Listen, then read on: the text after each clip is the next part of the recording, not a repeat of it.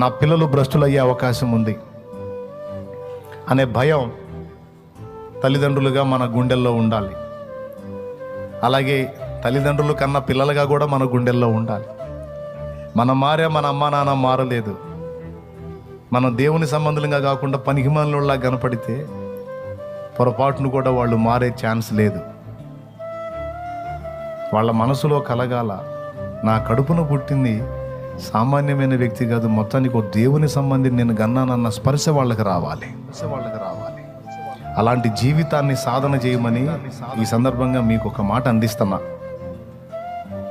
ఎంతమందికి అర్థమైంది ఇప్పుడు చెప్పింది?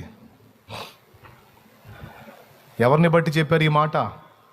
దావీదు తల్లిని గుర్తు చేసి చెప్పాను. కొంతమంది దావీదు తల్లి గురించి రకరకాలుగా మాట్లాడారు. అవన్నీ తప్పులు, అవన్నీ లేఖన ఒప్పుకోని సంగతులు. దావీదు